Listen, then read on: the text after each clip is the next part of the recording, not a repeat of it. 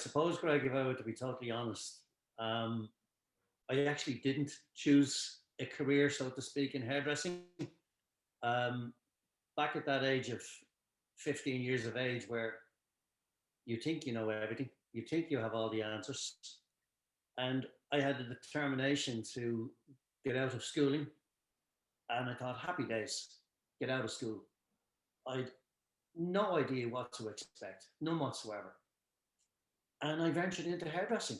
Well, I suppose to be fair, Greg, I grew up with hairdressing from the time I was a very young age. I mean, my mum's a hairdresser. Obviously, my dad's just giving you his background there. So from a very, very young age, hairdressing was something that was always spoken about in the house. It was something that was, I've been in and out of salons over the years where my mum worked and my dad worked. So we would have followed my mum and dad, into hairdressing from the point of view of that been around salons pretty much most of our life. So they both tried to encourage me not to go into hairdressing.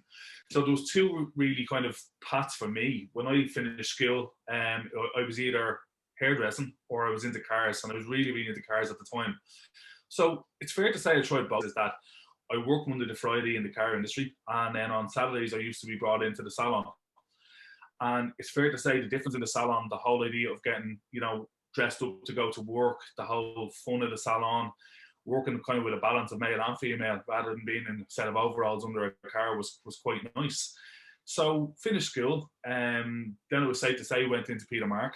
Well, Greg, I just never wanted to do anything else. It's just what I wanted to be from a very young age. I vividly remember being at home in the house in Bray, blow drying Tiny Cheers the doll and burning the head off her. I vividly remember it like I was probably about 7 or 8.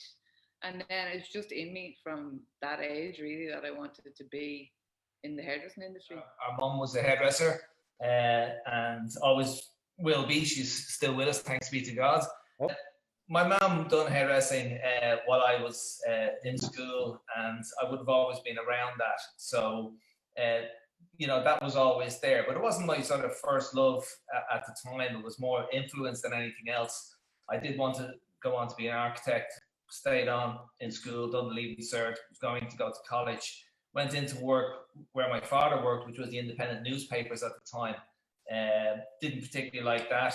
And my cousin Mary was working in a very trendy salon at the time in Toppy's in the Irish Life Mall. It was one of the first shopping centres in the city. And it was something that I thought, well, always wanted to travel, know a bit of hairdressing. Went to work with my cousin in Steiner, and that was the start of me. It was a little bit like, as Paul explained, our mum's a hairdresser, and been at home and always having that influence around with my mum, and then Paul obviously starting, and I had to do something besides kick a ball in the street. So my mum got Paul to drag me into the salon one Saturday, and I started in Mary Street. Paul was just moving on up to Grafton Street at the time. And yourself was there, and Alison, and Peter MacDonald.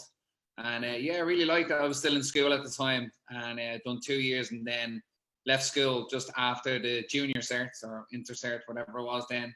And it started my career there. I suppose I didn't really choose hairdressing. It more chose me. I wanted to do loads of things. Like I wanted to be a photographer, a makeup artist, a clothes designer. Like anything was really like working with my hands. And I suppose in school I did the Leaving Cert applied. I did mechanics for a while. I worked in an MOT office. I did bar work. And then I went into hairdressing. And that's where I fell in love with it straight. I actually didn't choose hairdressing. And that's being quite honest.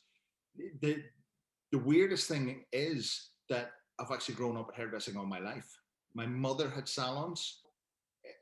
Really, hairdressing didn't really come into it until I think I was about 15 at the time, and we got an option in school to basically do a week's work experience. And I thought, this is the perfect opportunity for me to spend a week in bed. She knew exactly what I was at because she pretty much knew everything that I was at anyway.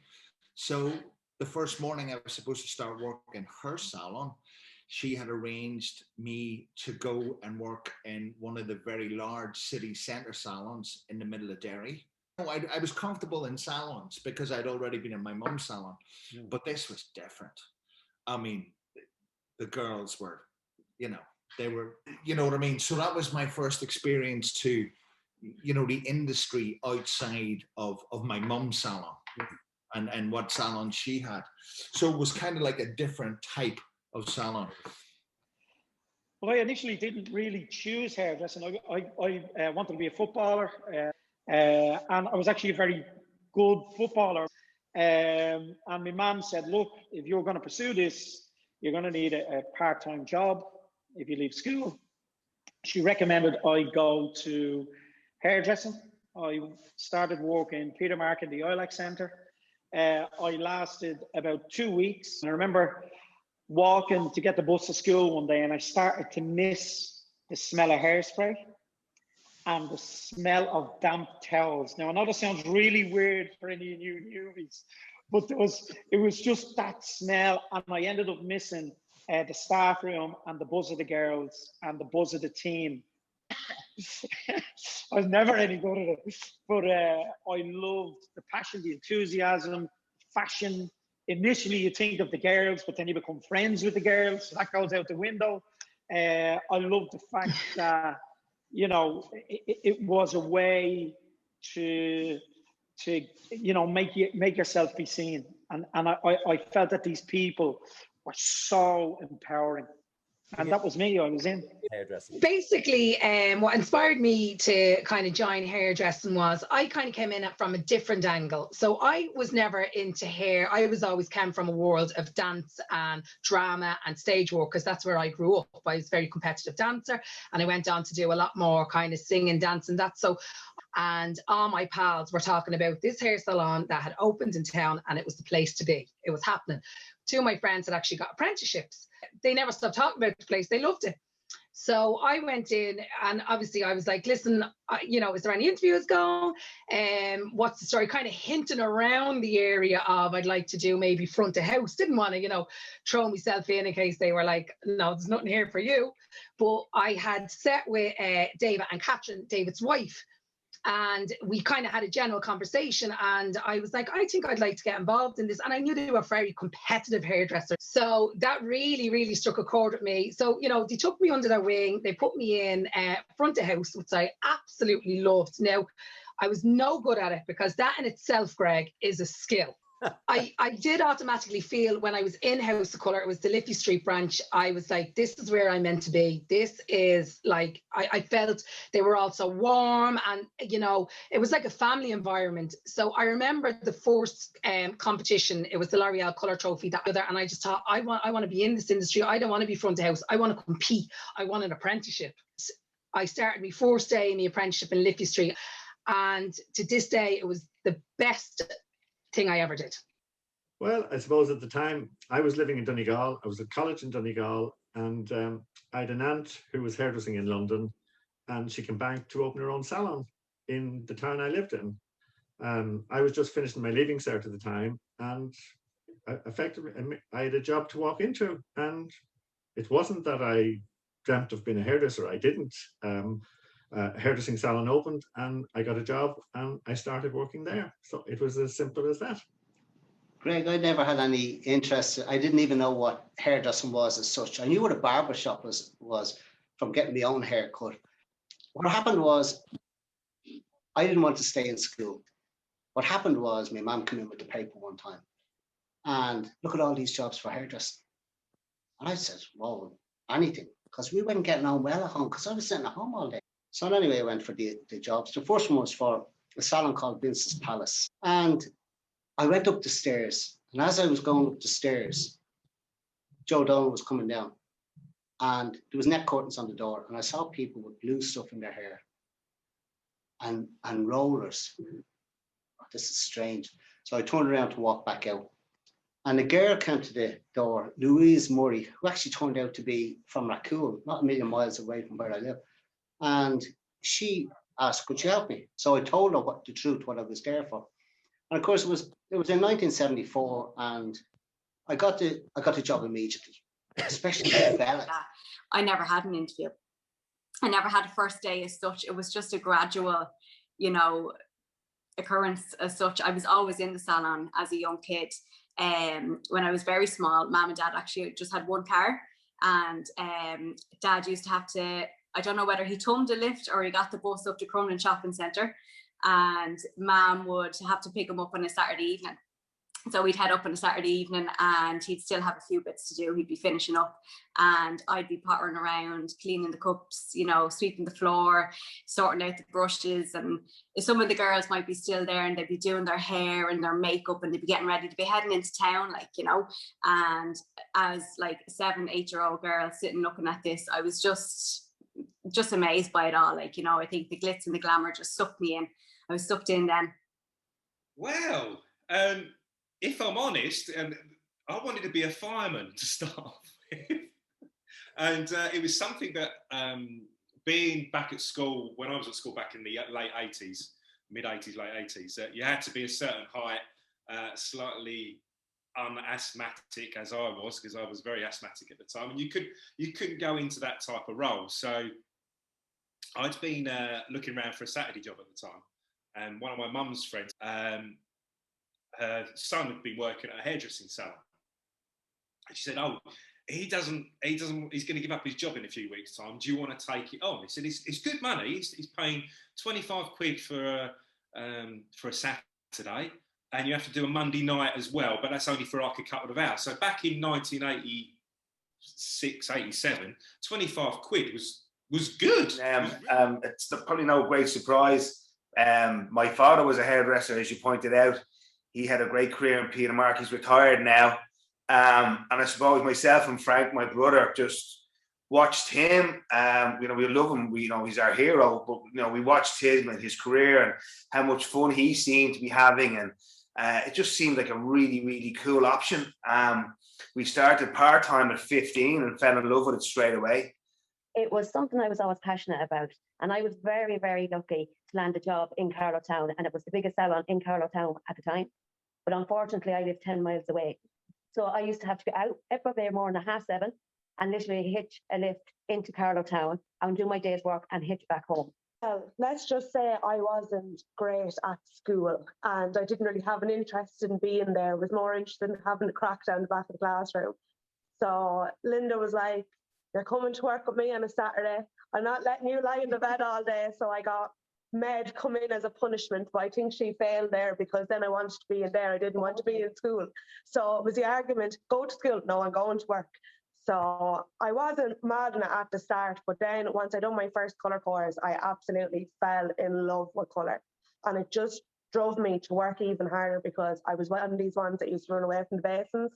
So Linda was like, "If you don't want to clean and wash hair, learn how to do colour and blow dry." So that was grand. I was out on the floor and I've never looked back since. It's natural. It's a natural part of my way because my parents was barbers. So I grew up in a salon, in a small shop, and I studied my school, studying in the back part of the salon, the shop. And I start quickly to understand the cut, men's cut, like a 15 years old.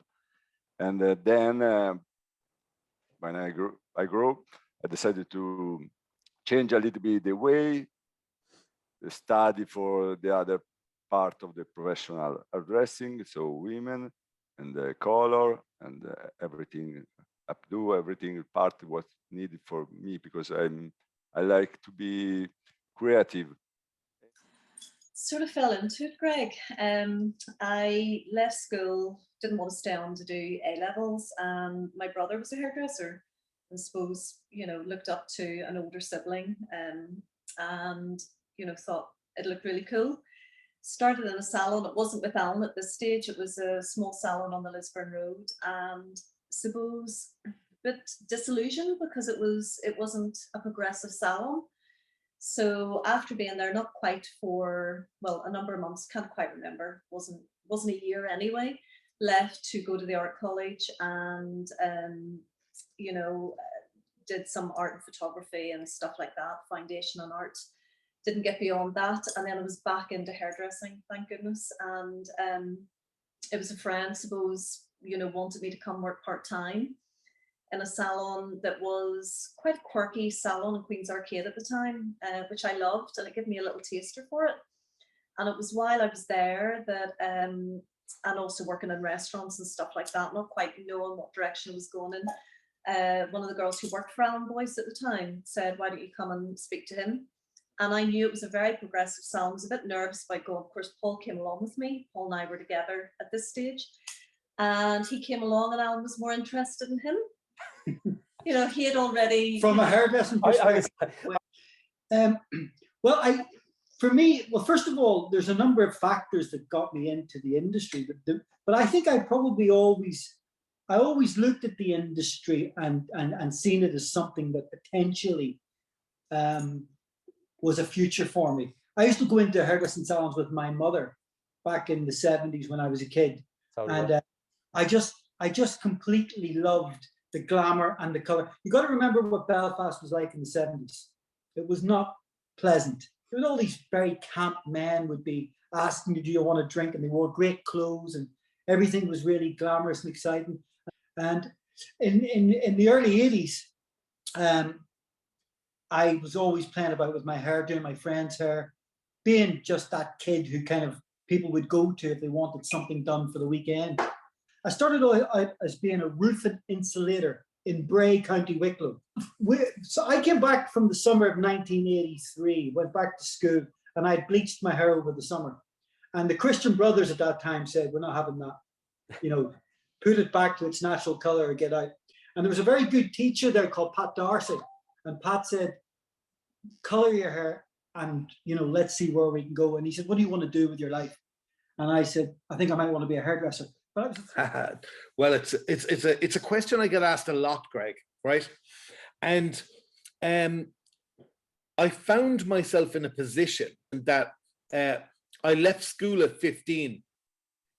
I was in a situation that I suppose I was older than my years at 15 due to, I suppose if you could say, a very difficult childhood. And when I came to 15, I was DJing 3 clubs in town weekend.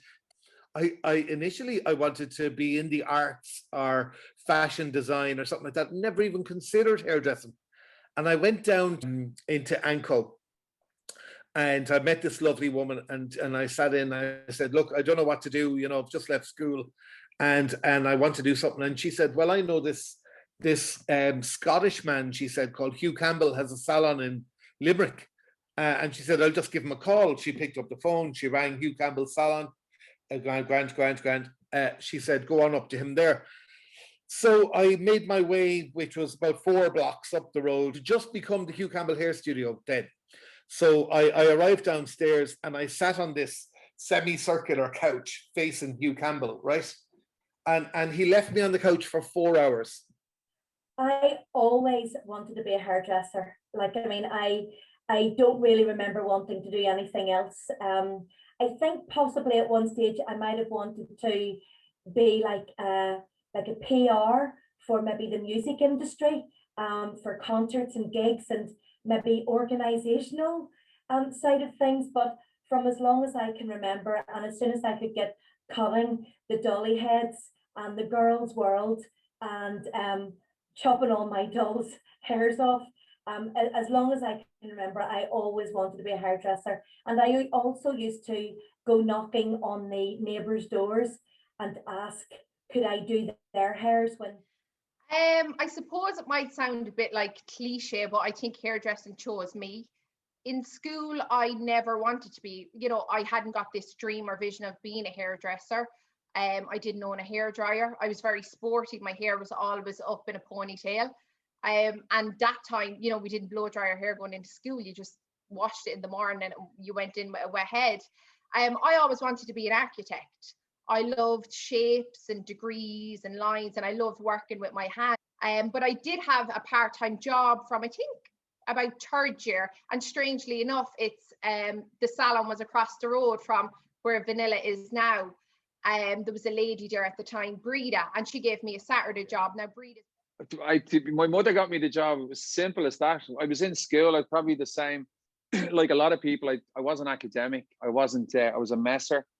I got suspended in school, and then she was like saying you need to get a trade, because I knew that the inevitable was coming, that I wasn't going to last in school. So she was up in the local Peter Mark and Dunleary shopping centre, and she organised an interview for me, but I didn't know about it. So she sent me up to get a haircut, which was funny because in those days you used to go to the barbers twice a year and get sheared like a sheep, and then you'd be like, wait till the hair grew again. So she sent me up to Jared Casey, if you remember. Yeah, no, Jared. Up in Jared, hello, Jared, how are you? And Jared Casey was the manager at the time, and I got my hair cut. And he came over to me and said, I believe you want to be in a hairdresser, Dylan. And I was just looking around, and I'll never forget, I was in a Christian Brothers at the time. And I remember looking at all these fucking gorgeous girls with short skirts and big boobs and the whole lot. And I was like, I'll give it a go. Jesus Christ. Absolutely. Look at the, and that was the thing. I was a 15-year-old boy who just, was in love with most of the girls that were walking around the place in the salon. So I just said, absolutely. And that's how it started, I often tell this story, but it's so simple. I was always pulled towards arts, music and stuff. So I was always on the creative side. So it was a matter of finding myself and where I belonged in a career path. But the simplest thing was I used to run about with a guy in Glasgow, and his brother was a hairdresser, Billy Smith. And Billy was a great hairdresser, but my God, he looked cool. And when you're at 16 and you looked at Billy in his leather trousers, at that period, that was the thing. And Billy used to get all the girls, and you used to go, oh God, I want to be like Billy.